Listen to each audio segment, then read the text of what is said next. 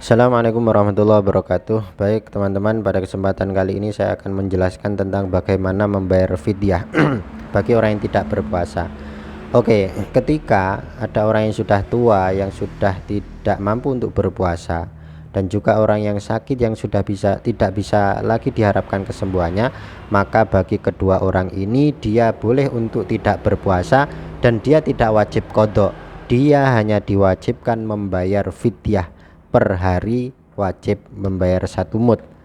Oke, itu bagi orang yang tua atau orang yang sakit yang tidak bisa lagi diharapkan kesembuhannya. Kemudian bagi orang yang hamil atau orang yang menyusui, wanita hamil atau wanita yang menyusui itu boleh juga untuk tidak berpuasa, tapi ditafsir atau diperinci. Kalau dia tidak berpuasa itu karena khawatir kepada dirinya sendiri atau khawatir kepada dirinya dan anaknya, maka dia hanya diwajibkan ketika tidak berpuasa hanya diwajibkan untuk mengqadha saja, tidak wajib untuk membayar fidyah. Akan tetapi kalau dia tidak berpuasa itu karena khawatir terhadap bayinya saja atau terhadap cabang bayinya, maka dia selain wajib mengqadha, dia wajib membayar fidyah. Fidyahnya berapa? 1 hari 1 mud, sama dengan yang tadi. 1 mud berapa? 1 mud adalah 0,7 kg atau sekitar 7 on. Oke. Kemudian apakah wajib dibayarkan setiap hari?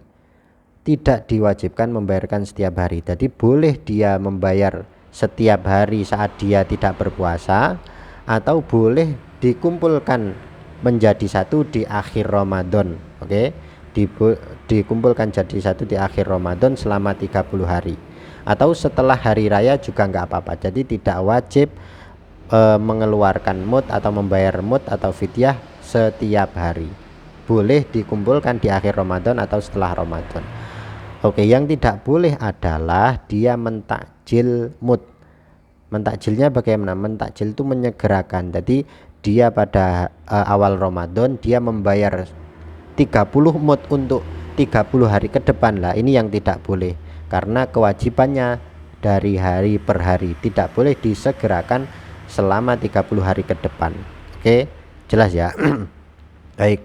Kemudian kepada siapa kita harus membayar mud itu tadi? Kita diwajibkan membayar mud tadi kepada fakir miskin, ya. Hanya fakir miskin, tidak boleh ke asnaf zakat yang lain, ya. Hanya fakir miskin, tidak boleh ke ibnu sabil atau sabilillah, kepada amil itu tidak diperbolehkan. Oke, hanya kepada fakir miskin.